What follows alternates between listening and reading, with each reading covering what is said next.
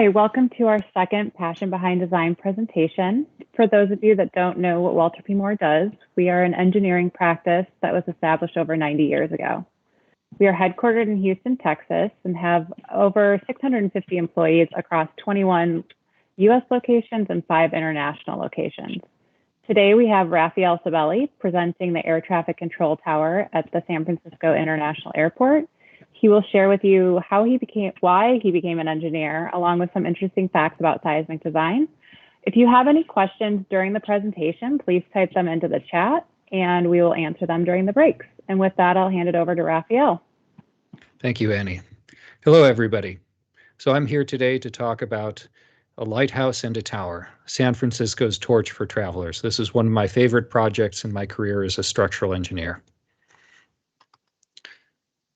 So I'll start with a little bit about myself. When I was in high school, I really liked math, and I also liked physics when I went to college. But I also liked sculpture. So I had those two, we'll say, different aspects of my personality, and I thought they'd come together well in architecture, but specifically the type of architecture that celebrates structure and the physical feat of holding things up. And that, of course, is very important in California, where we not only have to hold things up, but we have to hold things straight during earthquakes. So my career as a structural engineer has permitted me to do a lot of different things. I write seismic design codes for steel structures. I've helped write a textbook for design of steel structures and seismic design. Currently teaching a class in design of steel structures at UC Berkeley, and I'm always very excited to talk about seismic design. For Walter P. Moore, I'm managing director of San Francisco. We have a great team of devoted and very talented engineers working here in the West Coast. So this was an award-winning project. It's my favorite little photograph of the project. We've done huge projects. The $5 billion SoFi Stadium project recently completed. Took several years of many people's careers, and it's a fantastic production. And before that, the San Francisco International Airport Air Traffic Control Tower, which is a beacon in the middle of the airport. So that's my little self-introduction, and we'll see if there are any questions that have popped up in the chat. Not so far, so we can continue on. All right, let's do it. Okay. So this was an award-winning project, and we have a little video here on that. 5527, runway 8 kilo, you're clear for takeoff. A gleaming beacon of structural achievement, the new San Francisco International Airport Traffic Control Tower, accented by its soaring flared design and glistening metal paneling, is a dazzling addition to the Bay Area horizon. But this triumph of engineering ingenuity is more than just a pretty face. Located near the San Andreas Fault, the tower contains groundbreaking seismic safeguards designed to withstand a 7.5 magnitude earthquake, a critical component since its 1960s-era predecessor was knocked out during the 1989 Loma Prieta earthquake. The engineering solution, the ability for this tower to remain functional even after a major earthquake. From an operational standpoint, that's a very important attribute for our airport. If you can't run a tower, you can't run an airport. And to know that this has been designed to keep going even under the worst of conditions, that's important for us. The 231-foot-tall tower features a revolutionary cast-in-place, reinforced concrete core cylinder with vertical post-tensioning, possessing an incredible self-righting capability, and making the sleek structure amazingly resistant to toppling. When major seismic forces cause the core to bend, the post-tensioning strands respond with an extreme clamping force to snap the tower back to its initial position. We built this little jerry-rigged thing out of stuff I found at the hardware store, and this shows the self-centering capability of our tower on top of the building. We've got a rigid building at the base, and then we've got a vertically post-tension tower that really just articulates at the top of our base building and comes back, and that's the system. The tower also features an innovative system to limit structural sway caused by high winds, common in the region, while the strategically offset controller cab provides clear, unobstructed views of all runways. Resilient space design is a hot topic in our industry right now.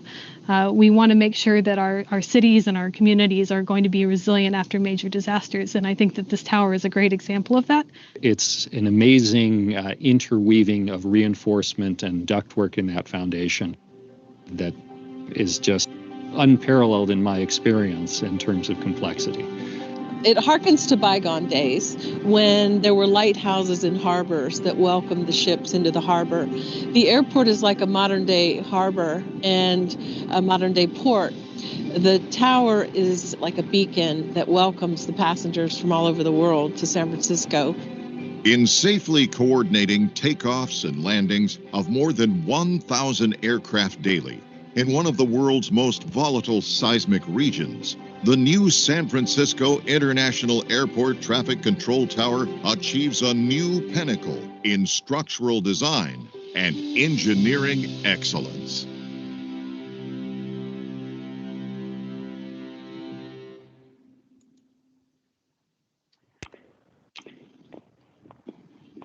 Still no more questions, so we can All right. continue on. So in that video, we talked a little bit about the seismicity in California. This is a diagram of the major faults in California with their slip rates. And the two tectonic plates, the Pacific plate to the left, the North American plate to the right, they're moving past each other. And these faults accumulate energy as the two plates try to move past each other. It's sort of locked in until something gives and a large amount of energy is released. And so we've got a lot of that energy here in the Bay Area, this little quadrant here. And you can see that there are major faults running through, some of them capable of earthquakes of a magnitude 8 or so. And so with that level of seismicity, keeping an airport operational takes a lot of engineering work. Here's the San Andreas Fault, runs through the San Francisco Peninsula, and that's the location of the air traffic control tower. So 2.5 miles apart. We certainly could see very large ground motions in the airport and specifically for the tower. Complicating matters is the fact that most of the airport is on what we call fill in the bay. So it used to be just the mud under the water, and a lot of dirt and rubble was poured in. That's where all the terminals are, and that's where the air traffic control tower sits. So that very soft ground can move quite a lot in an earthquake, and it's one of the reasons that we had to take our foundations, our building piles, which are like concrete columns, all the way down to bedrock, about 140 feet down from the surface. Air traffic control towers are tall and slender, and so when they're subject to earthquake motions, they can move a lot. In the 2001 earthquake, Nisqually earthquake in Seattle, that air traffic control tower performed very well structurally, but the degree of movement caused a lot of non-structural damage and took that tower out of commission for a few days. In 1989, there was the Loma Prieta earthquake in the San Francisco Bay Area with its epicenter near Santa Cruz, and that caused failure of the window system of the existing air traffic control tower. So for these reasons and update in technology, it was decided to replace that old air traffic control tower with a new one. And here's a photograph of the old air traffic control tower, and I'll just ask you to pay attention to what we call the mullions, which is part of the structure that holds the glass. These serve an important structural function, but they also create essentially blind spots for the air traffic control tower, for the air traffic controllers that they have to work around. And we'll see how we handle that a little differently in our tower. So here's an aerial view of the airport and highlighting the old tower and our new tower, which is significantly taller. And here the two are side by side. Okay, we do have some questions. So the first one is, what was one of the main goals for this project? So for the airport, the airport had a couple of important goals, and they were very, very clear about them, which is great. It was great for a client to be. They wanted the tower to remain operational in a large earthquake, such as the Loma Prieta earthquake that happened in 1989, or even larger earthquake.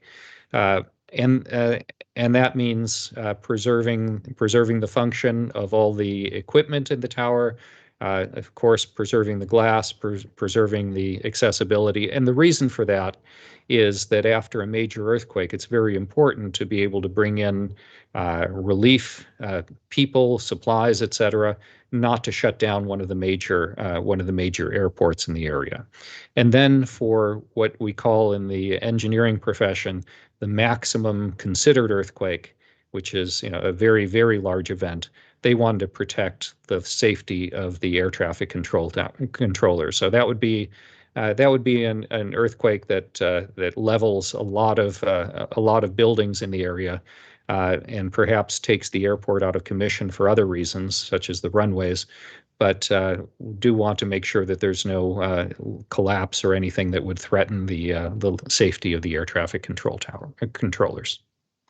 Okay, thank you. So you'll love this question. The next one is, can you explain seismic codes and how does one create a code? So seismic codes are put together by a group of people who we'll call ourselves experts. There are different sources of expertise. There's experience in design and construction. There's experience in past earthquakes, and there's experience with research and analysis. And all of these things come together. So we have knowledge that we've gained from visiting sites of past earthquakes and seeing how buildings have performed. And we have knowledge that's gained from analysis, computer analysis of buildings. And we have knowledge that's been gained from testing in structural labs to see how things behave. And each of these is limited, of course. The earthquakes come every so often, and they don't affect every new technology. So there's some uncertainty about how the new technologies will actually behave. The computer analyses, they're only as good as they're calibrated to real behavior of real systems. And so that's an ongoing consideration. And then testing in the lab, our labs can only test things that are so big or so complicated. Usually it's not complete buildings. Usually it's smaller scale representations of structural elements or subassemblies. But when we put it all together and confer over years, we are able to create a system of design requirements and recommendations that lead to much higher reliability in a seismic event. And that's been proven out with how new construction has fared compared to older construction in earthquakes around the world. Okay, another great question. How do you think climate change is influencing the role of engineering? That's a great question. So there are a couple of different aspects to that. One is, where our buildings sit, how the winds, the tides, the other things that affect our buildings, all of these things are potentially subject to climate change. Earthquakes, not so much, but a lot of other environmental considerations can be influenced by climate change. But another very important aspect is the energy it takes to put a building together, the energy it takes to make cement for concrete, to move building materials, and the energy that buildings use in heating and air conditioning especially. So those last two aspects are really the focus of our sustainable design in the last 10 or 15 years, improving our performance in terms of how much energy it takes to put a building together, and then improving our performance in how much energy it takes to keep a building running. For seismic design, it's important to note that if a building has to be torn down after a seismic event, that's a lot of wasted energy, not just tearing it down, but the energy involved in replacing it. And so surviving an earthquake and keeping the building operational also has a sustainability dimension to it. Okay, we just had one more question come in. What was the most difficult part in building a structure on top of a landfill? So one of the most difficult parts of building structure on landfill was determining the seismic accelerations at the site. And our geotechnical engineers working with us on the team did a fantastic job in modeling the soil underneath, both before we had the foundation system, and then with these some 160 piles being driven through it, modeling how those seismic waves propagate through that up from the bedrock to the surface.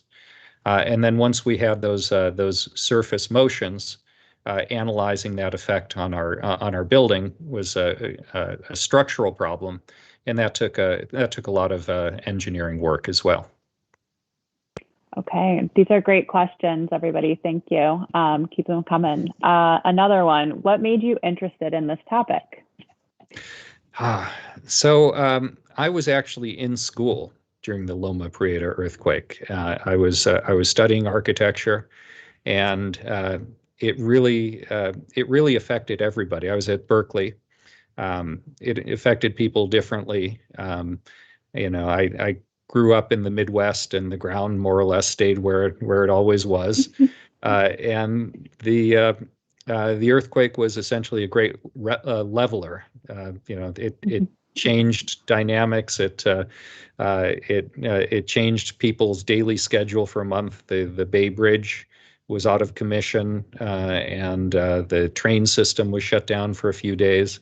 And it really was an important event, and it got me interested in seismic design. Okay, so no more questions right now, so we can continue on the presentation and we'll circle back. So keep asking questions, everyone. Thank you. Yeah, thank you. All right, so here's our little toy.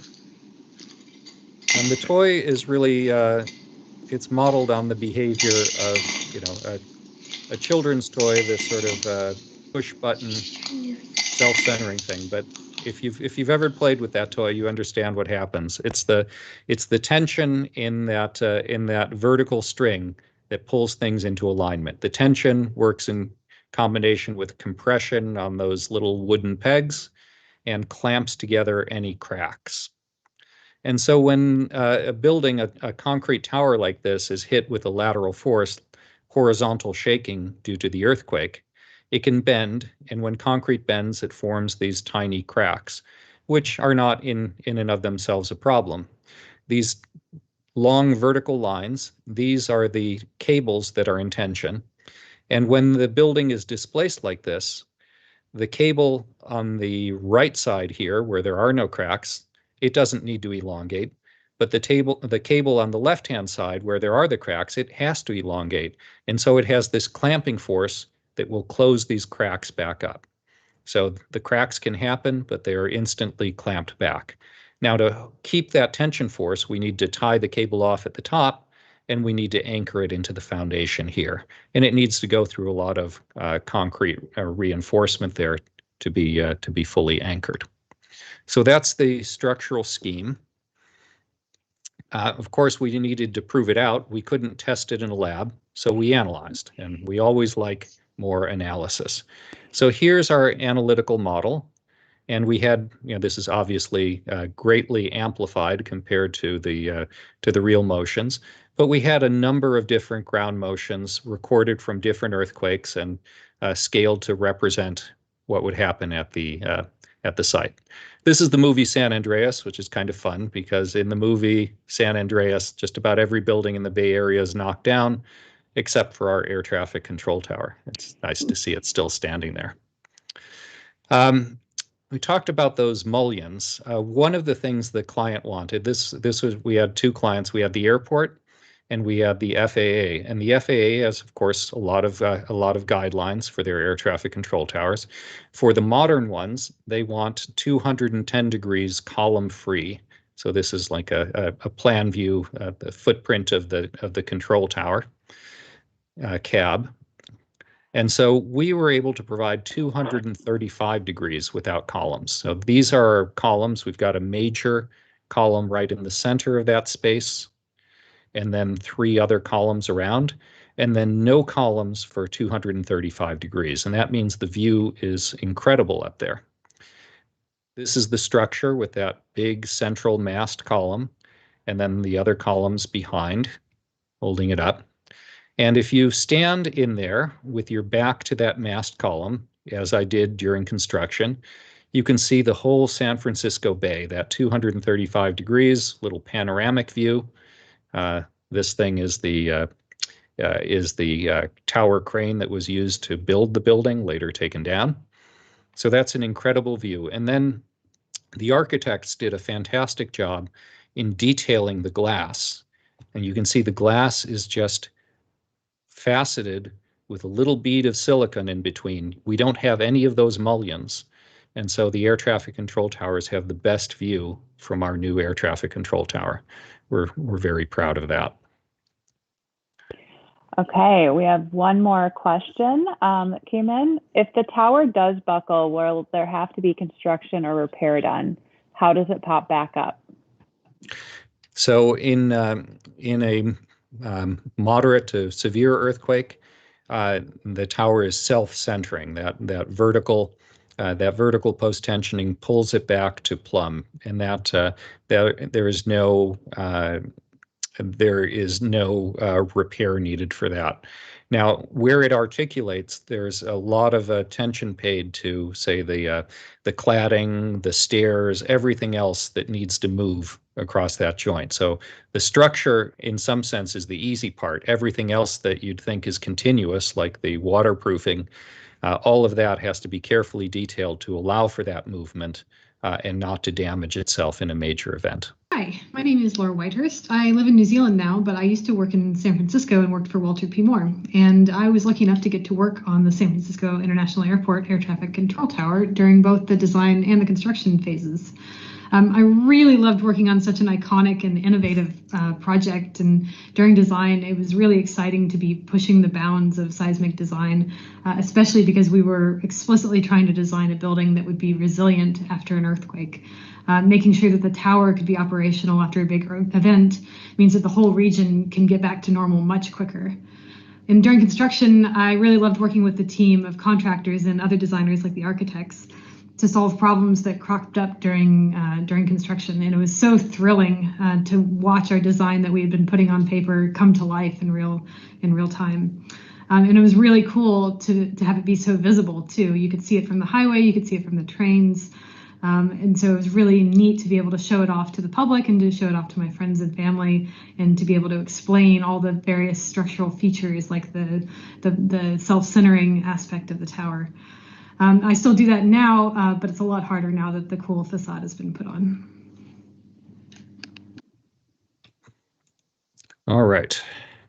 So here's our team. The night of the first concrete pour, it was 14 hours of concrete poured for that foundation. You can't have cold joints in that foundation, so it was continuous truck after truck, which we watched here from the tower crane.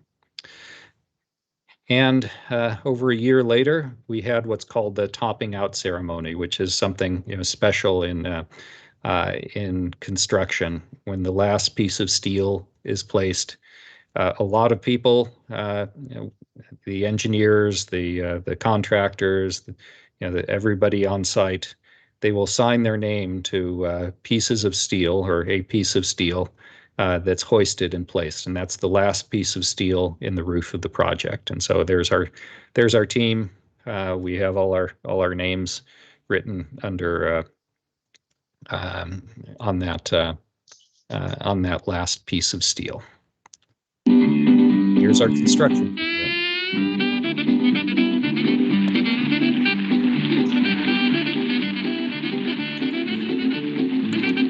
So the contractor had a camera at the airport side, what we call the land side, and another one at the air side. So the left is the land side, you can see people being dropped off. And on the right, you have the air side, you can see the gates still in operation.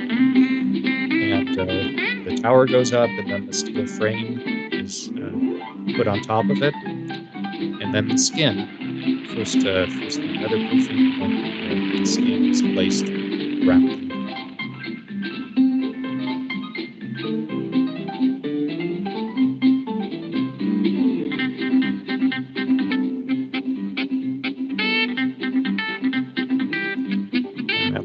That's how you build an air traffic control tower.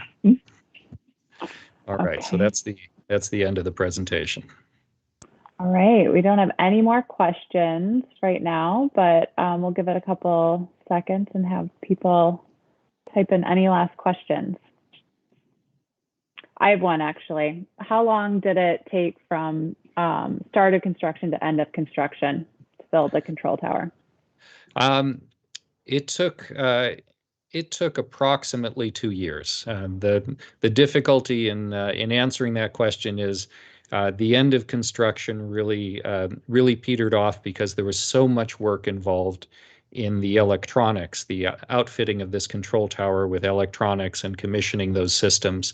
And so for several months, we were actually reviewing holes being drilled a little bit through the concrete to pass different electrical systems through. So that part dragged on a little bit, but most of the construction was over the course of that first year. Okay. Okay, a couple more questions came in. Why did it take 14 hours to lay foundation concrete? It's just the pure volume. So underneath this tower, which is 220 feet tall, the foundation is 7 feet thick, and then it tapers to 3 feet thick under the base building, and so it just takes a lot of trucks of concrete to place that much. Also complicating it is this is in an airport, and so access for concrete trucks is a little bit limited. The contractor chose to do it overnight, which I think was, absolutely the right choice. And the airport was able to open up a sort of back road through the airfield when the gates weren't in use, and so the trucks mainly came that way in the back way. But it was nonstop for 14 hours over. I can't remember the number of trucks, but it was an amazing event, and when it was done, it was 7 foot thick, reinforced top and bottom, and we're ready to build the tower. Okay. What was the most exciting part of this project? One of the real exciting parts was, one of my favorite parts of the project was it's right in the San Francisco airport, and so I did a fair amount of traveling during the design and construction. We had a little remote office set up in the airport, and so I got to see every phase of construction. Either a visit to the site, or if I was just flying somewhere like to Los Angeles, I would stop by on the way, and so I got to see it really from start to finish, the way that very few projects had been able to follow that closely. And because it's so close by, I was able to take my family to see it. On one day, I took my son Nico on his birthday to just to show what I do for work. And when we arrived there, the superintendent waved at us. I waved back, but no, he waved at us to come up. And so we had Nico outfitted with a construction vest and a hard hat, and we rode the construction elevator up to the top and got to see a great view. So that was a really exciting part for me. Nice. Okay, next question. Would you work on an air traffic control tower again? I would absolutely work on an air traffic control tower again. For one thing, you learn a lot, and when you learn a lot, you want to apply it again. So that's something. Also, it's just it's such a beautiful sculptural form. I know a lot of air traffic control towers can be fairly rough, but I think they're all beautiful. Okay, next question. How do pandemics affect projects like these, and how do you account for it? So there are a couple of different aspects to how pandemic has affected, my profession and my industry. So my profession is structural engineer, and my industry construction. So I think we had a couple of months early on where nobody was really sure about how contagious things were, and a lot of job sites were in San Francisco were shut down. And then with some more knowledge and a little bit more care, by and large, contractors set up reasonable ways of working, at least in outdoors, with very little risk of contagion. That's not to say that it was always effective and that everyone did as good a job as everybody else, but construction was able to go forward on a number of projects before everyone was vaccinated. For the profession of structural engineering,